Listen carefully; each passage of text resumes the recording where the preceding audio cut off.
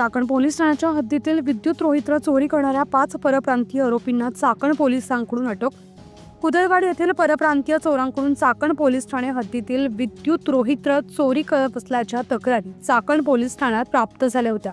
त्याच अनुषंगाने शनिवार दिनांक 19 रोजी चाकण पोलीस ठाण्याच्या डीबी पथकाचे अधिकारी व अंमलदार हे चाकण पोलीस ठाण्याच्या हद्दीत पेट्रोलिंग करत असताना त्यांना मिळालेल्या गुप्त बातमीदाराच्या माध्यमातून मिळालेल्या माहितीच्या आधारे काही चोरटे विद्युत रोहित्रातील कॉपर वायर चोरी करण्याच्या उद्देशाने 4 चाकी टेम्पो व दुचाकी वाहनाने चाकण पोलीस ठाण्याच्या हद्दीमध्ये संशयास्पद फिरत होते।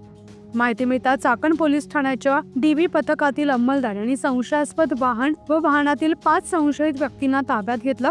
ताब्यात घेतलेल्या आरोपींची अधिकाऱ्यांनी चौकशी केली असता त्यांनी चाकण पोलीस ठाण्याच्या हद्दीतील शेल पिंपळगाव भागातील शेतातील व नदी लगतच्या भागातील विद्युत रोहित्रामधील कॉपर कॉईल चोरी केल्याची माहिती दिली।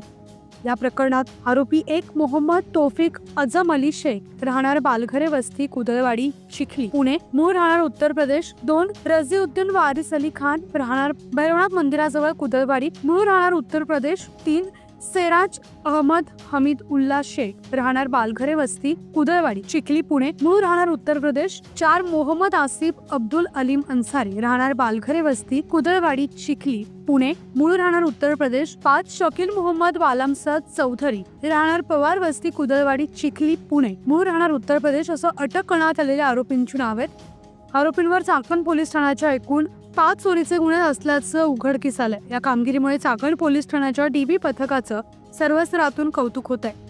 अटक करण्यात आलेल्या 5 आरोपींकडून सुमारे 5,80,000 रुपये किमतीचा मुद्देमाल जप्त करण्यात आलाय।